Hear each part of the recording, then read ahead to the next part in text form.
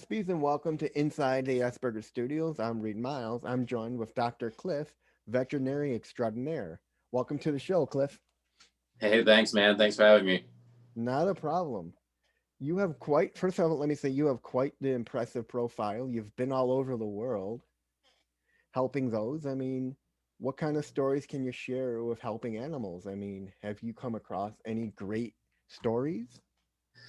Oh man, it's yeah, my trips, my volunteer trips started summer of 2016 in Jamaica, and the second day I was there working with the Kingston Zoo and the Jamaican SPCA, I ended up assisting in removing the eyeball out of an American crocodile.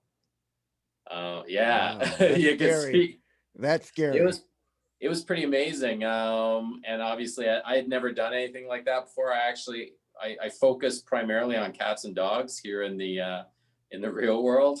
So I had never been that close to a crocodile. I'd never done surgery on a crocodile.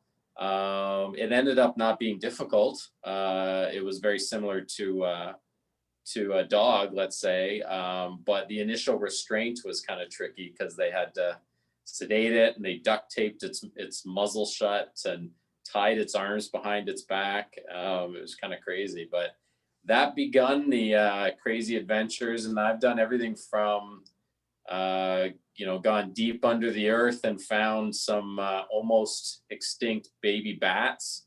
They're dealing with a fungal infection called white nose disease.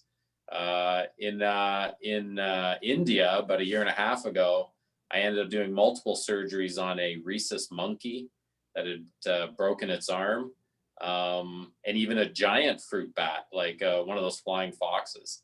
Like we've done some crazy stuff, and it's always been quite an adventure, which is why I keep doing it. Good to hear. Like I said, you sound like the actual version, the Canadian version of Dr. Jeff, That's Rocky right. Mountain Vet. Yeah, I could take that. He's got some skills. Anyways, let's get into some interesting questions here. What can you say the importance of a what is the importance of a pet to someone who's either on the spectrum or off the spectrum? Yeah, and I think the benefits are the same, regardless of if you're on the spectrum or not, or what level on the spectrum you are. I mean, pets, and this is why I focus on companion animals versus, say, food animals. I prefer taking care of pets that are members of the family versus that are, ones that have a dollar value. But I guess it would be called is atypical the right term? To atypical, or what's the other opposite term Atypical or neurotypical? NT. for it's something typical for people who are not on the spectrum? NTs, as we call them, Yeah, I non-typical. can't think of it. But anyways,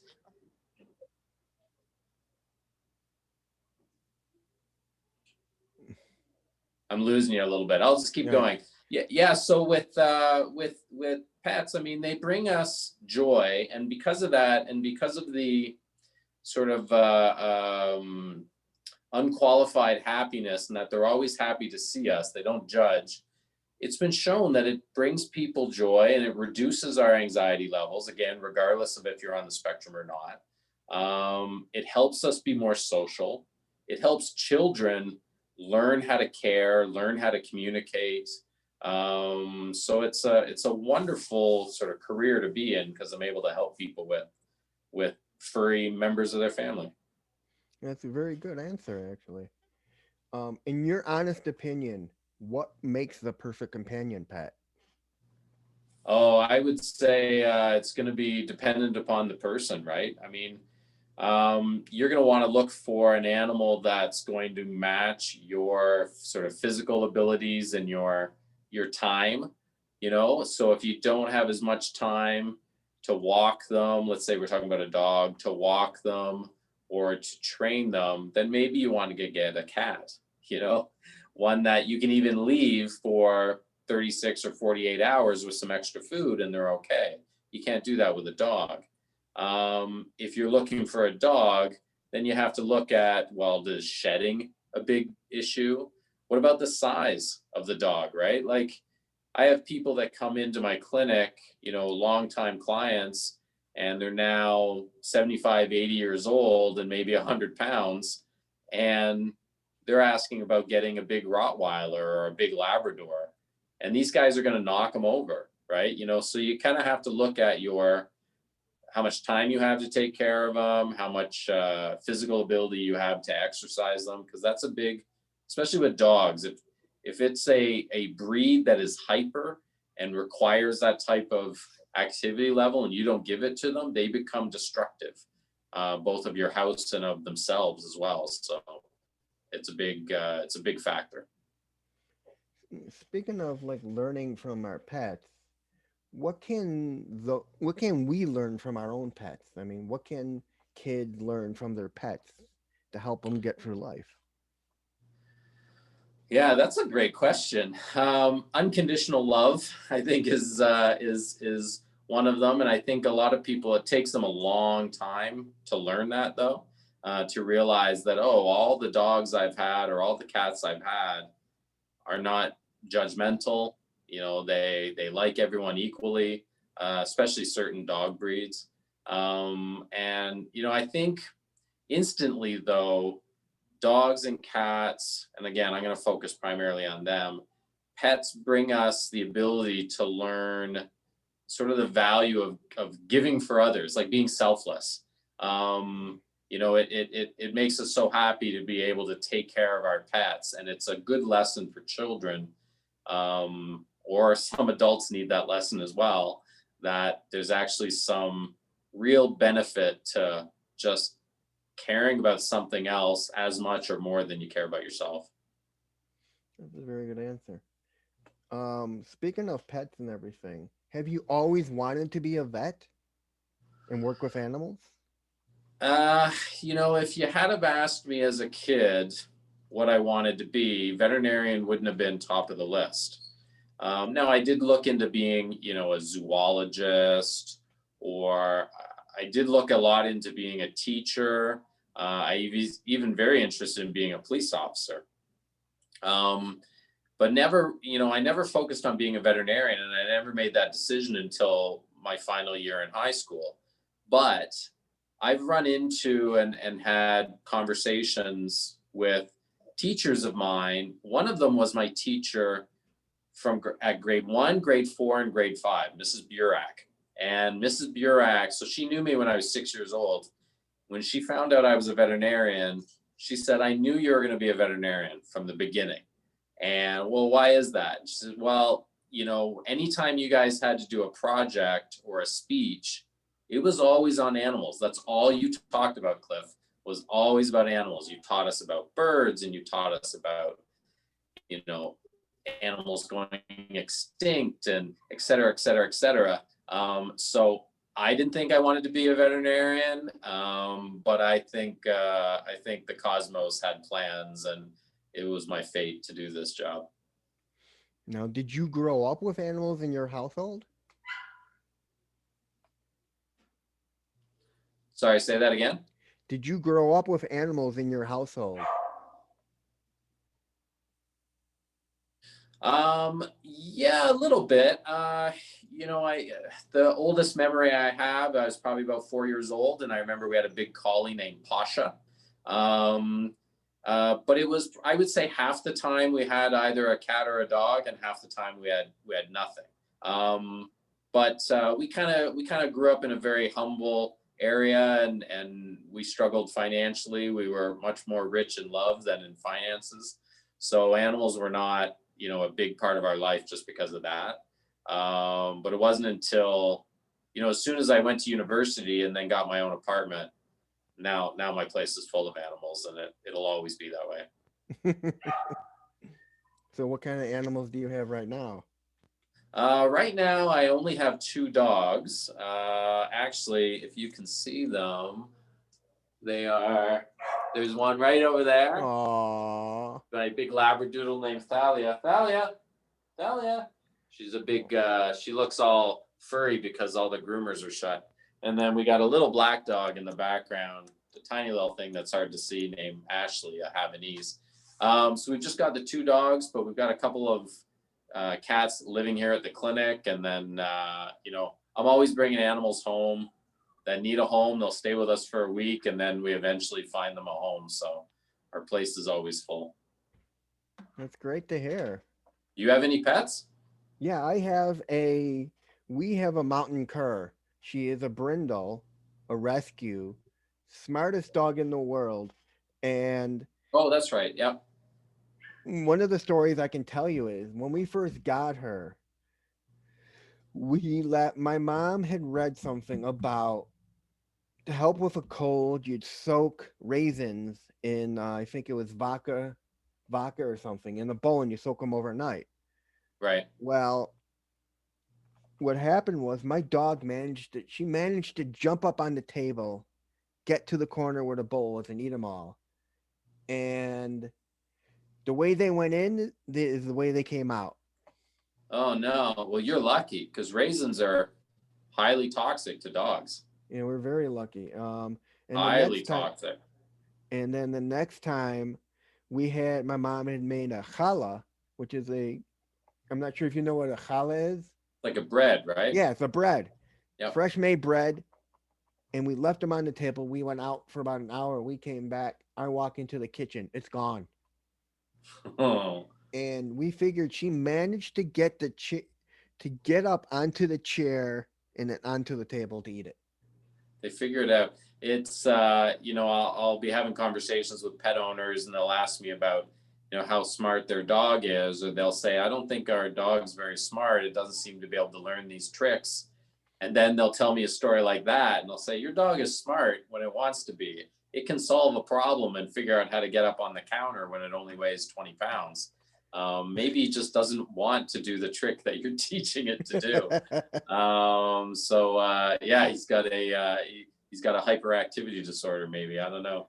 Well, I mean, But all the funniest stories come from when we talk about what dogs ate. yeah. Um, I mean, you the know, funniest story we've seen, my mom and I watch a show called The Funniest Pet Videos. And apparently, this uh, guy's wife had taught their dog how to open the freezer. And then from the oh my freezer, goodness. he learned how to open the refrigerator and then get up on his hind legs and pull out the food he wanted. So Wow. when they're away, freezer's open, the trash cans knocked down, the refrigerator's open, and there's food scattered all over the place.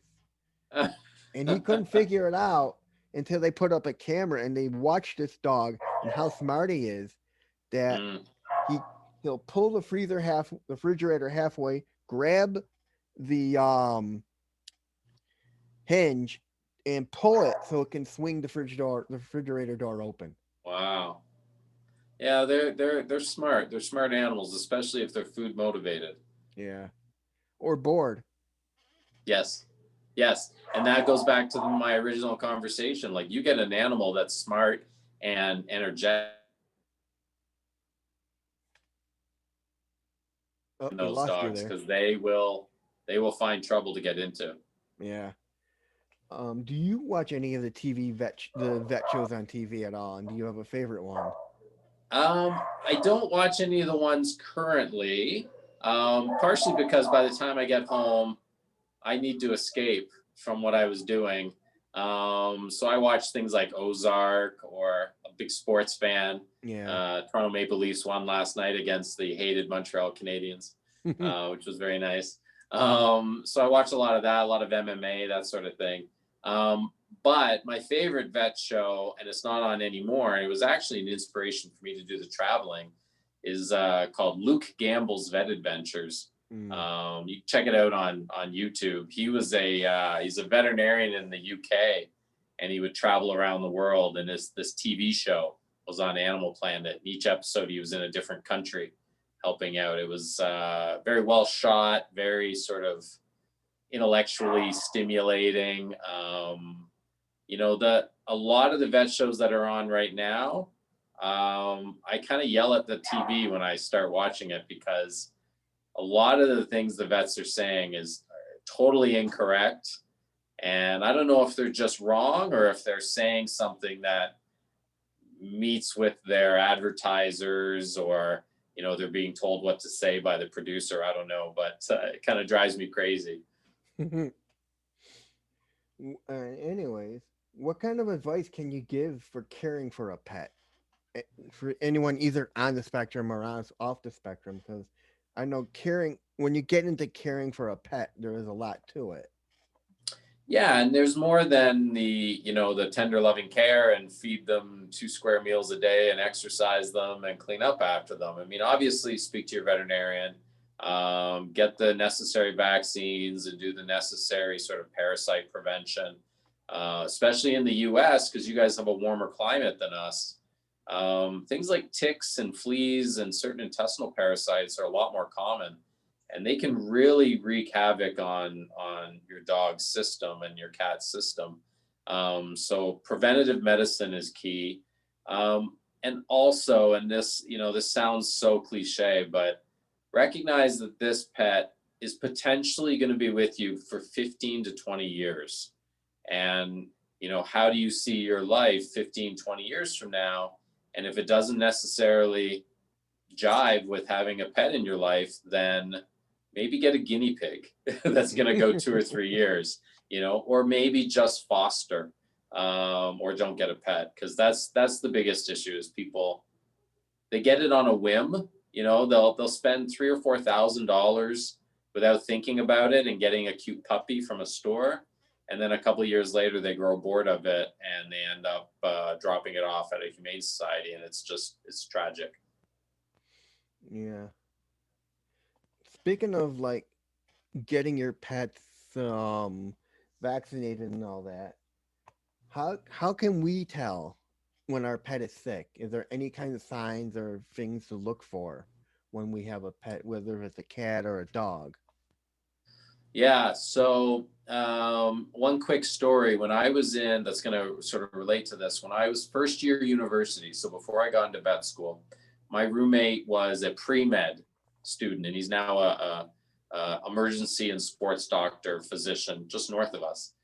And he used to tell me stories later on that in human medicine school and med school, they would call like infant medicine or neonatal medicine, they would call it veterinarian medicine 101, because the neonate doctor, the professor, the pediatrician said, this is like being a veterinarian. The patient, the baby, can't talk, can't tell you where it hurts, and you have to rely on what is its appetite like, what are its bowel movements like, and just does it seem less healthy than it did the day before.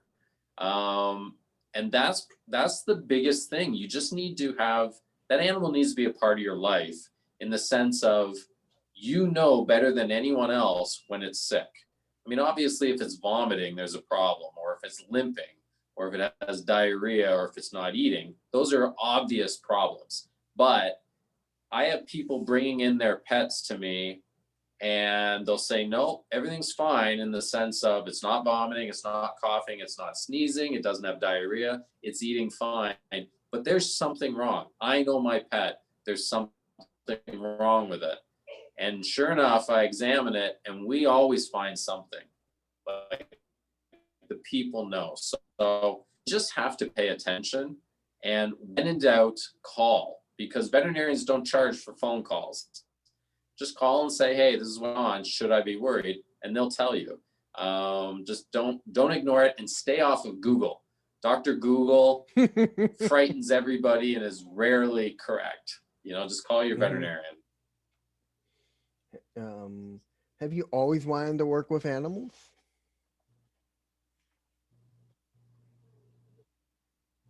Say that again.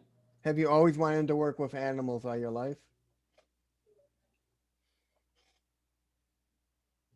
Yeah, I think so. I mean, originally I talked about how I didn't necessarily want to be a veterinarian, but I did. I always looked into being a marine biologist or a zoologist. Um, and even when I wanted to be a police officer, I had thought about being one of the canine unit police officers. The cops that ride the horses down the Chicago streets, or where. So yeah, I think there's always been a an interest in having animals as part of my. So animals have kind of been like part of your life and your blood ever since you were a little kid.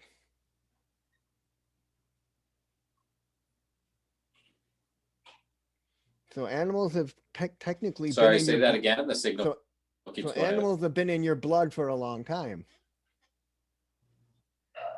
from when you were wee little all the way up to now. Yeah, I think I'm probably about 10. Yeah, I think I'm 10% Jack Russell Terrier. I'm pretty sure that's true. I love them. Yeah. They bring me a lot of joy. Do you believe in the fallacy that where people say the owners look like their animals?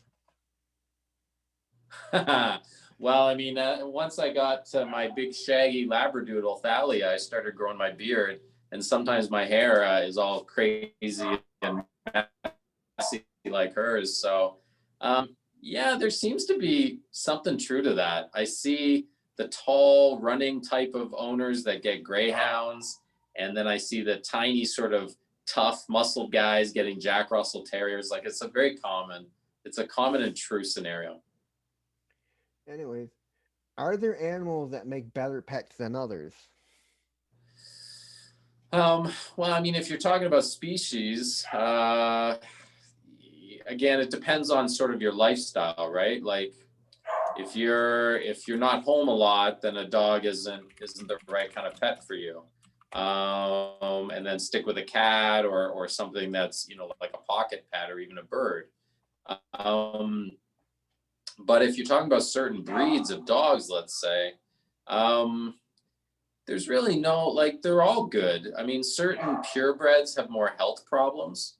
Boxers and bulldogs, chihuahuas, and then the giant breeds can have some issues. But as far as their companionship, it really is, I mean, it's just like a relationship between two people.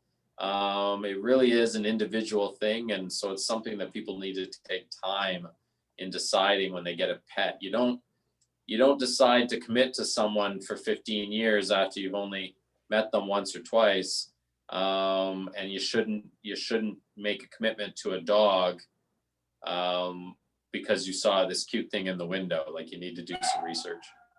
Well, I know that firsthand because when we were looking for a new dog, we had two pugs for the longest time.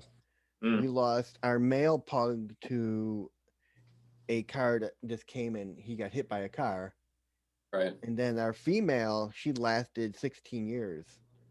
And Yeah. then we waited a year and then we started looking and we started going through rescues and we started looking at babies and this one rescue agency says, I don't know if I can give you guys a baby because I don't know if you guys will be around long enough for it. And we don't want to have that, don't want to put it through the whole returning to us because we don't know if you're going to be there. You may want to think about looking at older dogs. Right. So Why that would was, they think you're not going to be there? I don't know, because they were talking with my mother and she's older. So they didn't really consider, hey, she's also got a son living with her, me, All right. who'd be taking care of it after she's gone. Yeah. So we wound up with my mocha. Yeah. Well, you ended up getting her, and you love her to death, so it worked out. Yeah, she's a great dog, like I said. Yeah. Um, on your, in your honest opinion, what pet makes better for someone on the spectrum, a cat or a dog? I mean, you'd probably be able to answer that better than me. I guess some people on the spectrum, some boys and girls, they need that calming sort of attitude of a cat, and they just really benefit from the benefit of sort of the touch therapy, and it can reduce anxiety. But then you have other children or adults on the spectrum that may be more hyperactive and need that sort of release with a dog that has energy. Now, if you have someone on the spectrum, there's been studies that have proven time and time again how pets can improve someone on the spectrum with their social activities and improving their social cues and whatnot. So in a sense, if that's what you're looking for, then you need to get a dog, because a dog's going to get you out of the house, you know, and a dog has more sort of interaction with its owner than say a cat would. So again, there's no right or wrong answer as a big statement. It really depends upon the person, where they are on the spectrum, and what are the things that they could benefit from. Okay, good answer actually. Mm. And the last question is, what are your thoughts on exotic pets for people just in general? They're great. I do find that a lot of people bore of them quickly. You know, they think it would be great having a lizard or a turtle, or, a beautiful parrot or something of that nature. And they're beautiful and they're fascinating animals. Um, but then they sort of have this thought that, oh, I really like animals and I love dogs, and et cetera, and this parrot is gorgeous, or the snake is so cool. Well, the cool factor runs out after a few months, and often these exotic animals end up becoming just kind of pieces of the furniture, and they just sit there and they don't get cared for the way they should, and eventually they often get released, which can Oh have yeah. horrible consequences for the animal because they're not used to living in that environment, and or horrible consequences for the environment because it ends up causing like a new species within that area. It's a big problem. Yeah, we've had that here where in their forest preserves, people have found hedgehogs and snakes and dogs and whatnot, and it's crazy. I mean, it just angers me when you hear about people just letting go of their pets instead of giving them Yeah, to a rescue agency. yeah, it doesn't make sense. Like there's, in Florida, the ball python um, is a invasive species, not meant to be there, and they're all throughout the Florida Everglades, and they're killing off animals, and they're a real danger to the environment, and they're actually hiring hunters to go out and kill these snakes. Or in a much more global setting, there's lionfish, these beautiful fish in the oceans that usually hang around coral, and they're highly invasive and have destroyed fish populations because all they do is breed and eat, and Right. the sharks in the various areas don't know how to hunt them because they have these dangerous spines and like these toxic spikes, and they figure that these lionfish who have they just destroyed small ecosystems all around the world came from 5 lionfish that were released off the coast of Boston, and within like 30 years they're now showing up near Australia. Like it's devastating. So, and this was somebody who just had it in their aquarium, thought it looked cool, and then eventually didn't know what to do with it, so they just dumped it in the ocean. Wow. Yeah. Crazy. So, like anything, you got to think hard before you get this animal, regardless of if it's exotic or not. But if it's exotic, maybe talk to some people who have had the animals for a while and decide if is this really for you, because it often turns out to be different than what people anticipated. And lastly, what are the ups and downs for caring for animals? I mean, because I know people think, oh, I can get a dog and it's just walking it and feeding it, but I'm pretty sure they don't realize there's so much more involved. Yeah, that's a great question. I mean, there's a lot more ups than downs, obviously, which is why I'm in this career. And I mean, the benefit is basically unconditional love, and all the benefits that come with that. I mean, we all enjoy companionship. We like to have friends. We get to talk to our dogs or cats, and they don't argue back most of the time. So it's just a great benefit to our emotions and our physical well-being, and it's something that you're dated when you lose 15 years down the road and you promise yourself you're never going to get another one. 6 months later you're out getting another one because you realize how much you enjoy having them. But the cons are the commitment that it requires, sometimes the financial commitment, especially with dogs and cats. And you were talking before the show started about your dog having eye ulcers. Unless you have insurance, which I'd recommend people get insurance, it's something you may not have budgeted for. So you have to be prepared for, especially the last year in the animal's life. Just like in people, the last couple of years is always sort of the most challenging, medically speaking.